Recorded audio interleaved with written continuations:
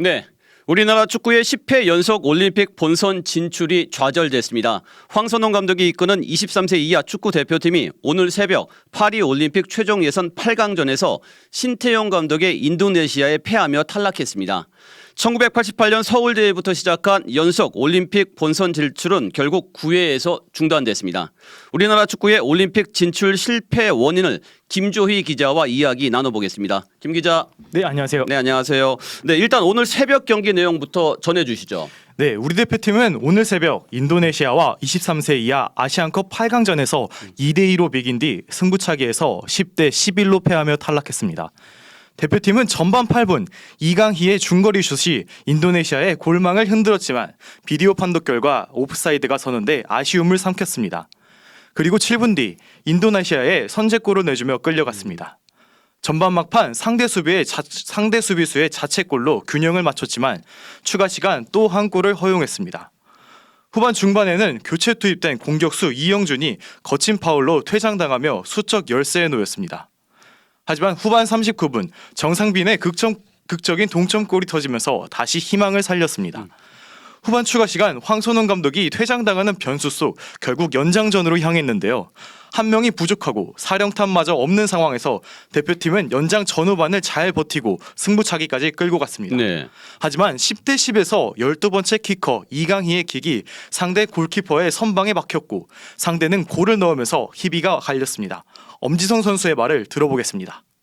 많은 팬분들께서 응원해 주셨는데 저희가 결과를 가져오지 못해 정말 죄송하고 제가 할 말이 없습니다. 죄송합니다.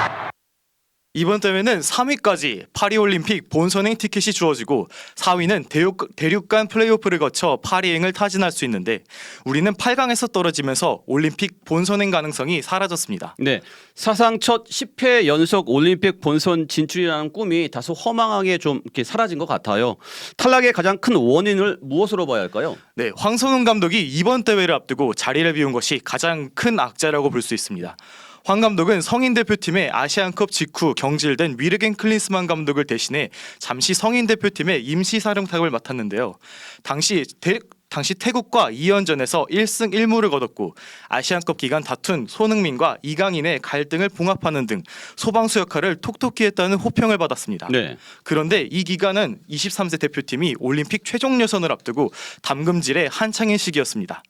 서아시아 23세 이하 챔피언십에 초청팀 자격으로 출전해 올림픽 최종 예선의 전초전을 치렀는데요. 황 감독 대신 명재용 수석 코치가 팀을 이끌면서 결승에서 호주를 꺾고 우승을 차지했지만 사령탑이 직접 대회를 치르며 선수단을 파악할 시간이 부족했던 만큼 우려의 목소리도 나왔습니다.